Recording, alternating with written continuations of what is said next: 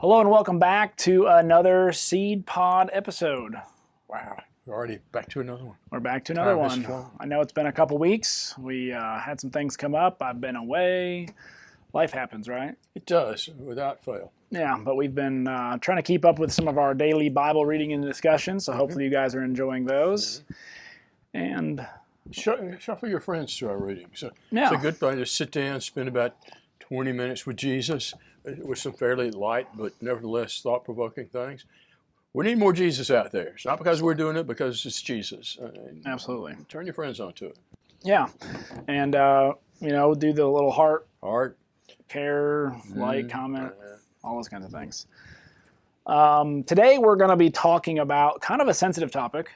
When I say it's more sensitive than it needs to be, but it's sensitive. Yes, and we're going to be dealing with the discussion of racism. Whoa. And A couple of white guys talking about race. And it's almost unfortunate that the moment you see two white guys talking about racism, you're automatically going to get some responses. There go the white guys again. They don't have any right to talk about this. Mm-hmm. And we're half of that discussion. We are. We may not be, we may not be able to represent both sides adequately.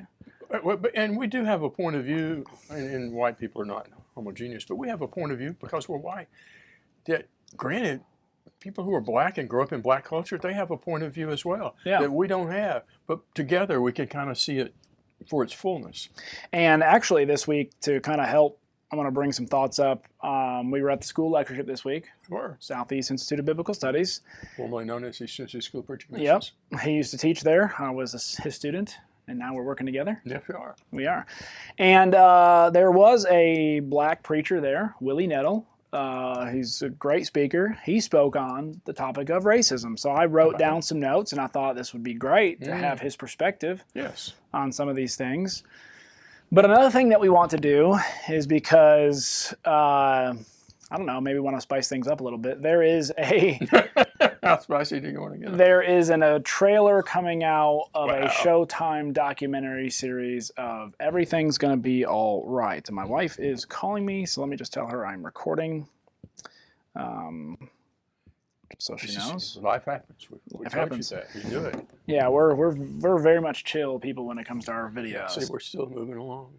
And so what we're gonna do is we're gonna play this trailer for you. We are gonna react to it, and we may not react the way you think, or we may react exactly the way you think. We'll see, won't we? We'll see. I'm not even sure how I'm going to react. Yeah, so we're gonna pull it up. Hopefully you can view the window capture. It does say warning, so we'll see what this warning is about here right away. So let's play it. Do it. Okay, I want to pause right here. Okay, Dan, let's. We're white people, right? Yeah, so warning. So we could be triggered. This trailer may trigger white people, and here's my problem just with this statement. We hadn't gotten into it very far, have we? I am expecting now to be triggered. Oh, I know. It's like you better be triggered because we're trying to trigger you. So whenever you start off a discussion, like, I know this is going to make you mad, or I'm not trying to make you mad, or, sit down, you're going to be really offended. You've already set the stage for... They don't know us. Yeah, hostility. Come on. Well, the slap. Remember that? After that commentary, black commentary that I saw was invariably, here we go, acting like the white man expects us to act. We're up there fighting on the stage. I didn't expect anybody to act like that. Yeah. You didn't expect anybody. I didn't talk to a white person that expected anybody to act like that. No. So I'm not so sure the effectiveness of this, besides preparing us to be triggered. I'm triggered right now. I am too. I don't get triggered that easily, actually. But no, you don't. You're a very mild person. Yes. So let's keep going. I think what annoys me most about white people is when they pretend like they're the victim. White people there. Okay, so what annoys me the most about white people is when they pretend they are the victim. Now that's Have you ever pretended like you're the victim? depending on my situation, right? Well, if you're a victim, you're a victim. I've had my house broken into when I was a kid. You're a victim of thieves, whoever they were. I know, white people who have been attacked or raped, or they have been victims of and of vice crimes. versa. And sure. So what are we supposed to be feeling all victimized about? yes, and my question to this is, what are white people, just because of the color of our skin, not allowed to feel victimized at all, ever? Ever, about anything. About anything. And just because there have been some harsh things that have happened to the black community, and they have, and we want to have balance here. Does that not, it's like who is, in today's society, we have this idea of who's the greatest victim. Yeah, victim game. Yeah. And because I'm more of a victim than you, you can never feel like one. I'm 74 years old almost. You are. I am. And I grew up in the South, unlike you. And I did not. I saw it. And I know how horrible it was. Yeah. And it was. It was despicable. But I'll tell you this. The difference between then and now, not to say that there aren't still problems. There'll always be racist problems because people are different races. But to act like there hadn't been fundamental changes, if you were to go back and go into that world, you'd immediately wish to come back here real quick. Yeah. Okay, so we can't play victim. All right, so let's see. Okay, we're not going to get very far into this before. Well, let me think. So, we're not allowed to say that. We can say whatever we want to. We can say whatever we want. The lady, she is not a dark-skinned black person. She is a mixed race person. Yeah. Okay, that's fair enough. And the reason she is probably because of plantation slavery and horrible things that took place. But at the end of the day, she's a mixture of black and white. Yeah. So she made the comment, she hates when they kill us.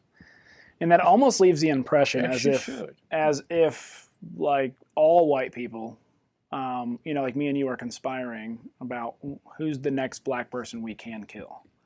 Charles Barkley, a noted black man, said a few months ago in the midst of all this racial talk that it was he's an Auburn guy, as myself, that most black people and most white people that he had ever known were basically good, decent folks. Yeah. And they are. And I'm going to be honest with you, in my life, meeting all the people, and I'm from New York, okay? So I was born up in New York, south of Buffalo. My hometown was very much a mixed hometown. My high school was very much a mixed high school. I've met some really awesome white people, and I've met some really not so awesome white people. I've met some really awesome black people, and I've met some not so really awesome. And their color of their skin had nothing to do with why I thought them. People by who they are? By who Is that they what are. you're saying? And so now, was there a group of white people, and is there a group of white people who are actively would kill black people if they could?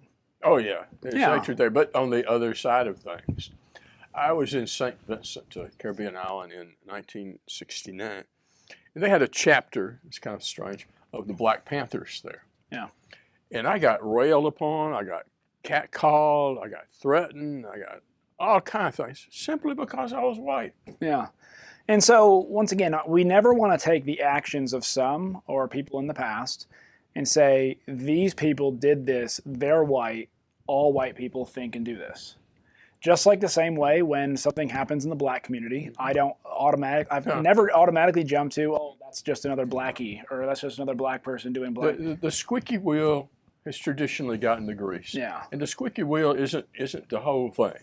I just think this has already set off some false assumptions, overgeneralizations, and unfair characteristics. Yeah, it's not really going to help. Because if we made a TV show, with the opposite, what would happen? We can't do that. No. So let's keep. What is fragile about whiteness when everything has been constructed around it? Every part of who I am has been distorted or criminalized. It's really just a bunch of white lies. You're storming the Capitol! You're not patriots. You're ridiculous. Okay, so what's this? How many people that are white went along with would have stormed the Capitol? I mean, seriously. And actually, when you look at the crowd, and then I've watched some people go and actually it wasn't all white people storming the Capitol. No, it was more political ideology that than picture race. made it seem, and the way they portray it, is that all white people, it was only white people who would ever storm the Capitol. Let's Let's keep going. On we go. Yeah. is ignorance. Okay, so I do want to say this. Okay. We, as a white person, I grew up with a black friend. Okay, and his father one time took me to a restaurant that was predominantly black. Mm-hmm. I think I was telling you this the other day. And I walked in and immediately felt uncomfortable. I mean, it was black culture. Mm-hmm. And you were white. I was the only white person in there. And I sat down and I kind of got some looks, all that kind of stuff. And he says, you know how uncomfortable you are feeling right now? That's how I feel when I go out there. A close friend of mine, Al Simmons, who was a co-teacher of mine at East Tennessee, we went to the mall one day. He said, just come in here with me. Yeah. And we went into a clothing store and just walked around. Al is a handsome, athletic. If he hadn't blown out his knee, probably would have been a Dallas Cowboy. Very intelligent, well educated.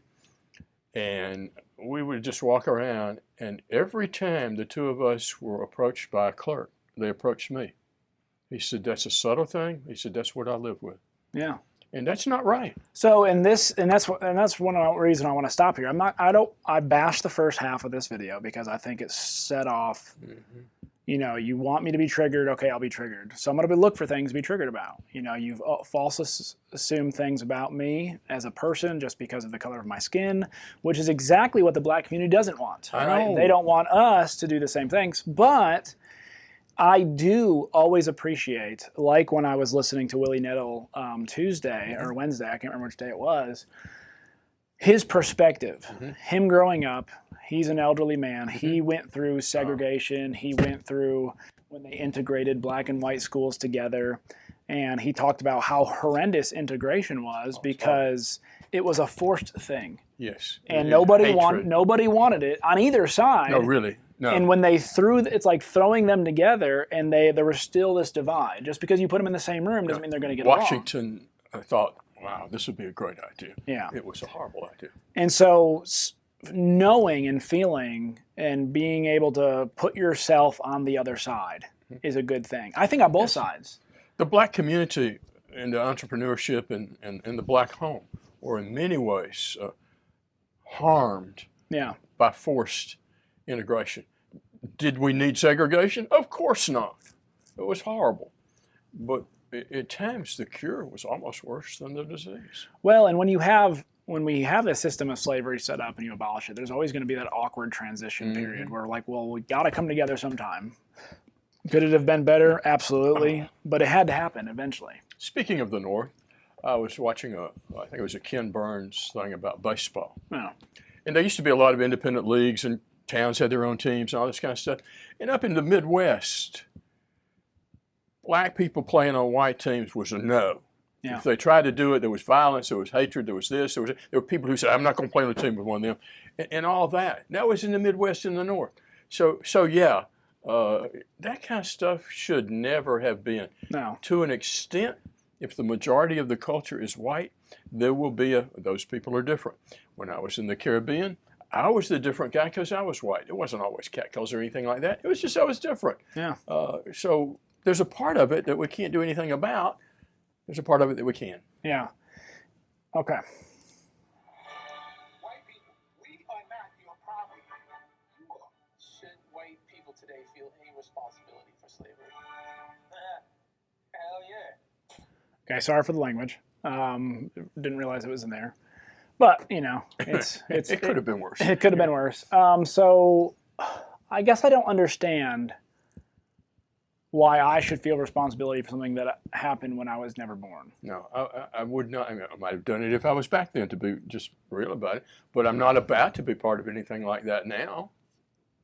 It's kind of like taking, you know, it's like Christians. One of the things we have to fight often is, hey, look at these horrible things that were done in the name of Christ. Exactly. Well, first of all, I didn't live there. I wasn't there. I don't even believe they were acting Christ-like when they did those things. I don't approve of that kind of stuff at all. And the things that white people did were horrendous. Mm-hmm. But, you know, there were things that black people did that were horrendous. Who sold us the slaves? Well, there you go. You go over to Africa, and there was already slave trading going on of their own people. And which, once again, doesn't make anything okay. Right. It's just let's be completely honest about the whole thing. But let's say your heritage comes from Africa. Should you then feel ashamed for how your ancestors treated your own people? No, they did. No, you didn't do it. The blue-eyed, blonde-haired Jesus. I think we're getting to that. Yeah. Okay. When different cultures portray Jesus, they tend to portray him looking like them. Yeah. Jesus was not blonde hair. He was not white skin. He wasn't a white man. He was a Jew living in Palestine. He had brownish skin, brown eyes, and dark hair. Yeah. So what? Should we portray him inaccurately? No, we shouldn't. No, we shouldn't. No. The concept of Jesus is bigger than that. Yeah. White Jesus or black Jesus? Jesus was not white.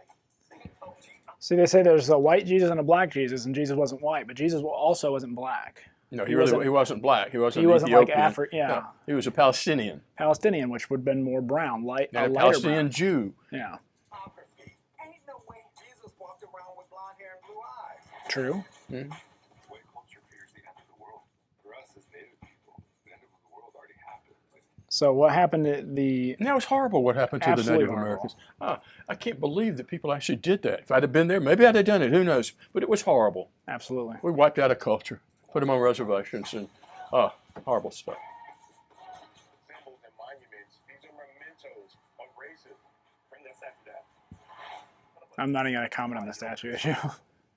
Okay, well. All right, you go ahead. The South was largely able to do its thing as an agrarian society because of slave labor. Now, there were poor whites who were also, but it was different. And I understand that. And it was wrong. But the average person who has a Confederate flag on their car isn't of the same mindset of those people back there. Yeah, I don't think they should have it on their car. I think they should be respectful and sensitive to that. But they don't mean all that stuff. Does the Confederate flag have more meaning than just racism? It does. A certain amount with states' rights and a variety of things. Well, it's like state flags, right? I mean, there are certain states that under their flag did horrible things. Do we take away state flags? Right. So, once again, we're not here to answer all the questions. We're responding to this. The statue issue, I can get where kind of all sides come from. I don't really care if a statue's up or not. It doesn't bother me one bit. Historically speaking, I think there ought to be some carved out territory. It does like all carved out territory does with history. This was history. I can see not universalizing it and making it a giant symbol for everything, but it was part of life.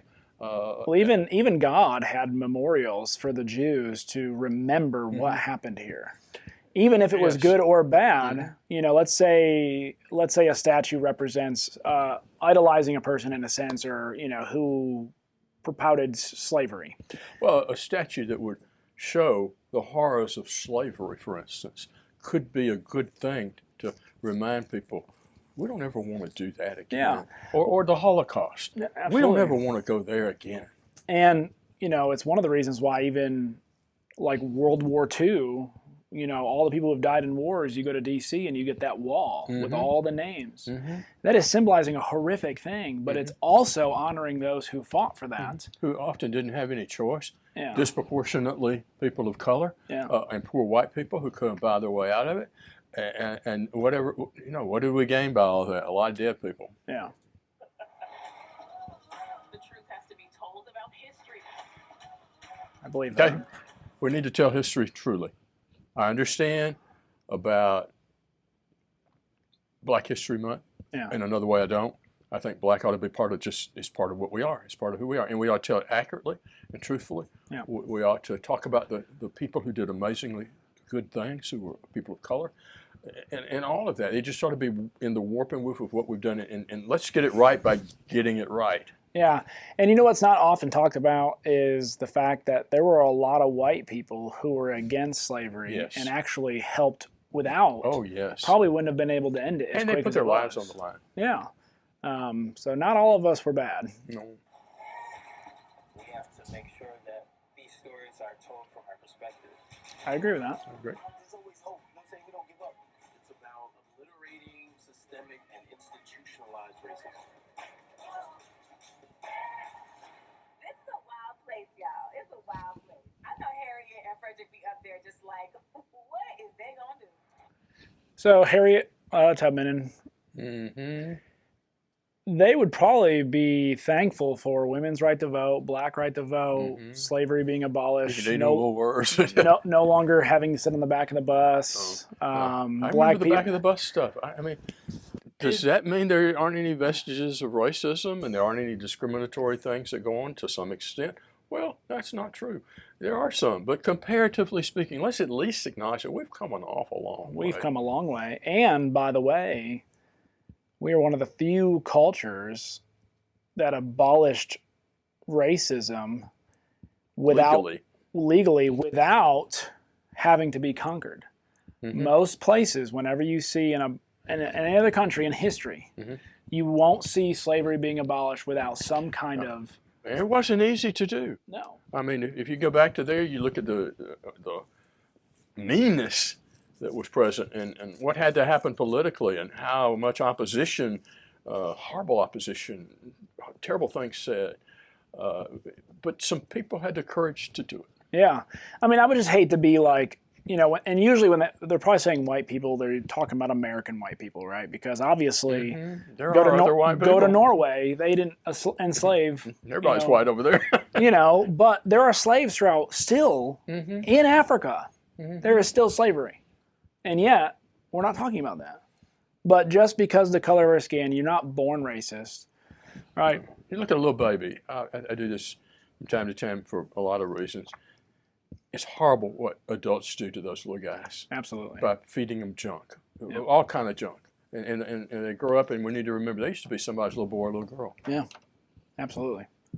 All right. So everything's going to be all white. Showtime. I see this as yet another exploitative attempt to get people to watch. Yeah. And it takes advantage of situations. It exacerbates them. You could do that with a lot of different things. Should there be things that tell the truth about history? Yes, there should. Absolutely. Should we put things in their proper context? Of course we should. There's been a lot of whitewashing, pardon the expression, with people of color, Indians, Native Americans. The Irish got a lot of whack. Chinese in the railroad building. I mean, white people in this country have done a lot to exploit other people. But this is now. Yeah. And I want to, so Willie Nettle gave some good points of what causes racism. Because once again, we want to identify how do these things start? How do they come into being? How do we prevent this from the future? And how do we do it constructively? Because what we also don't want to do is, let's say we get rid of white racism, but the way we do that is to have to basically become racist against white people. Because what I'm getting out of this is that this show is trying to show how white people There's are a broad brush against white people here. evil, bad, no good, ignorant, most people, stupid. White people aren't that way. Okay, so here's the things he said what causes racism. He said parental influence and upbringing. So if you have racism is taught. Yep. If you have parents who are racist, what are most likely you going to be? If they hear their parents say horrible things against other people, they're probably going to grow up saying horrible things against other people. So as parents, like if we want to stop this, let's say there still is, and I believe there is still some semblance of racism. Oh yeah. And depending on where you go, and some people are very racist. If we are going to stop this, we need to teach our kids that first, especially if we are a Christian family, that God created everybody in His image. No, in Christianity, we have a sad, not doing a whole lot history behind us. Yeah. And just turning our head and looking the other way. Golda Meir, who was Prime Minister of Israel many years ago, was asked, when will the Arabs and the Jews live together in peace? And she said, when we love our grandchildren more than we hate each other. Oh. That's powerful. That is. Well, you know, one of the things we need to teach is that all of the major Bible characters that we idolize and love, They weren't white. No. But they also weren't black. You know, majority of the world is brown. It's a mix, Exactly. right? The majority of the world is probably in the brown. Middle East. Yeah. In fact, America will gradually grow darker. Yep. Because we're recessive. And I'm okay with that. I don't care. Whatever the color of someone's skin looks like, if I go into a place and it's all white or all black or mixed, people are people. I enjoy cultural diversity. Yeah. I've learned things in culture that I really like from what one might call traditional black culture, which even in that's very variegated. Yeah. And there's some stuff in traditional white culture that's worth picking up. I think so too. His second thing is a bad experience with someone of a certain race. Why do all people who look like a Muslim, right, get all of a sudden people start fearing? How many terrorists are Muslim? Very few. Yeah. In fact, they get exploited by their fellow Muslims if they're not radical enough. Yeah. But yet there is a fear there because of a bad experience. Or let's say, you know, something happened to you as a kid. And 9/11. Yeah. But let's go back even further. The bombing of Pearl Harbor. We had a lot of Japanese people in the United States of America that were good, loyal, happy to be here, had nothing to do with that were put in internment camps simply because they were Japanese. Out of fear. Out of fear. Out of fear.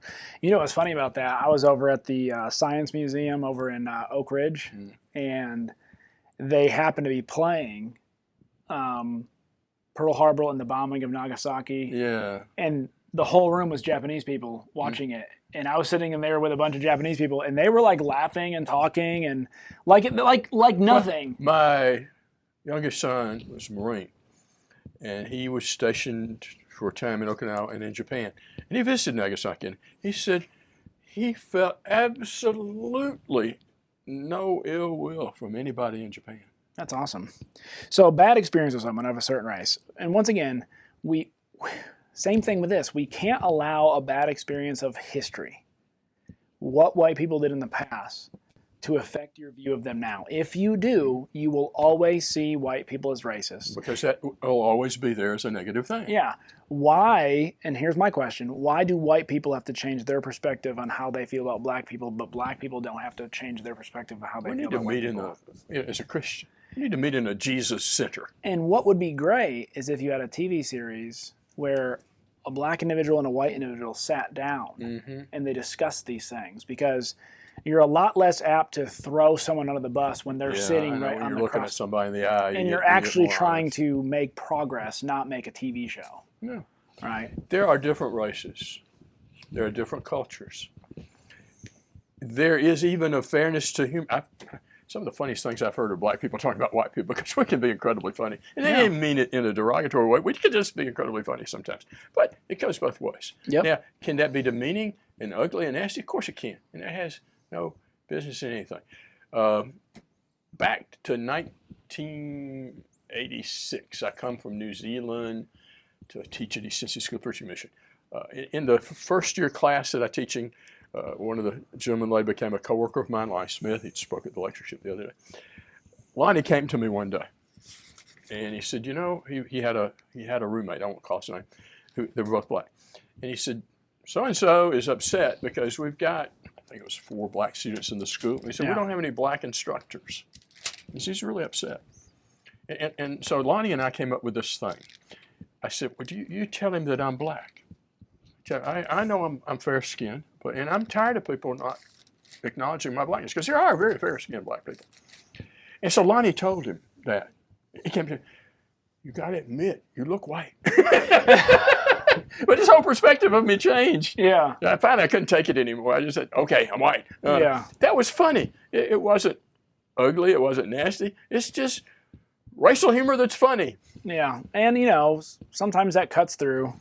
But here's kind of where I want to end. What are some things? What are some principles that we can take away? I mean, the Bible deals with racism all the time. Look at the Jew and Gentile disparity. How do we constructively deal with it? How do we make it better? How do we constructively deal with it? And first, we need to realize, especially if we are Christians, racism most certainly should never be found in Christ, because Christ has made all one. No prejudice and discrimination against anybody. No Jew, no Gentile, no male, no female, slave, free. We are all We're one all in one in Christ. Christ Jesus. Right? Jesus in Ephesians 2 talks about how he tore down the wall of separation. Made the two into one. Anything that would divide us physically in Christ ought to bring us Does together. that mean all Christians do that? Well, no. No. But that's the way Jesus wants it done. We need to lift each other up. Mm-hmm. We need to treat others as more important than ourselves, Philippians chapter 2. Mm-hmm. And so, once again, when we're dealing with racism, these are sensitive topics. These are things that won't go away. And unfortunately, the media doesn't make it better. Things like this, I don't believe this show is going to be helpful. All it's going to do is just going to continue the divide. Black people are going to continue to feel like white people hate them, and white people are going to continue to think that black people think they're stupid, ignorant, evil, and racist. And I can't get away from it. If I say, hey, I have a black friend, oh, that's racist. What isn't racist? Right? Because there are black people. There are white people. Yeah. Okay. And we do have differences in our culture, oftentimes, not always. I know sometimes black people would refer to other black people as Toms or Whitey's Oreos, cracker, because they got a little too white. What does that even mean? And so, one of the things that Jesus comes and does for the world is he takes down all of these differences. He's got the answer. They mean nothing. I mean, and when you see the view of Revelation, one of my favorite things about the city, it says all people from all nations, all tongues will be coming into the city. Growing up in Atlanta, in high school and whatnot, Jews were railed upon. I mean, there was never jokes, everything. They were usually white. Yep. And it struck me one day, wait a minute, Jesus was a Jew. What's up with this? Yeah.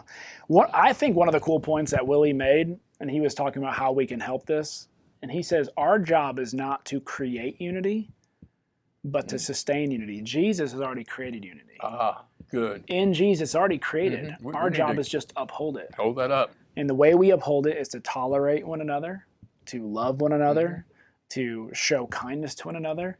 And you know what? There are times where we need to acknowledge that there are people if they are different than us, they may make us feel uncomfortable. It may, in fact, it may be the case that various places, various times, that white people have decided to do things, maybe not even maliciously, that have infringed upon black people. They shouldn't do that. They shouldn't. I'm gonna be honest with you. You ever, when I was back in New York, me and my brother, we were walking downtown, and there was this dude, tattoos, leather jacket. He was probably 6'8". He was white, but he just kind of scared me, just because he's different. You know, it's funny. He may have been a nice guy. We said something to him, started talking to him.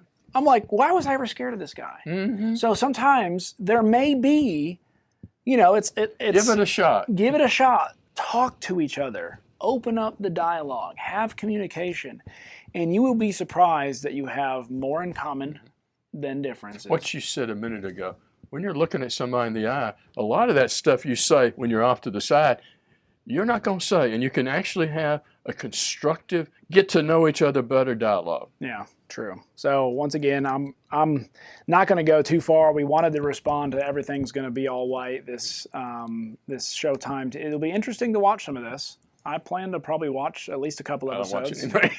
I just want to see where it goes, right? I want to see if they give an honest, fair assessment of everything. Yeah, somebody come on and go say, but we got to say this too. Is that going to happen? Can we have balance? Can we understand our past, but understand our past doesn't have to define us? Is history whitewashed by white people? Yeah. Yeah, it is. It's getting better, but whitewash isn't good. It's not right. And to be upset with that, okay, I get it.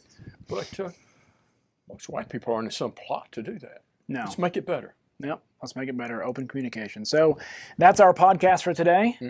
We hope that Jesus makes everything united and brings us together. That's the key. And outside of Christ, we really have nothing to pull people to give them a reason why to come together. But in Jesus, there's every reason. Husband and wives, parents and children, business owners, people who work for them. It doesn't matter what it is in human relationships. Jesus has the solution. Absolutely. So once again, we love you. Yes, we do. We hope you have a great day. God bless. Bye-bye.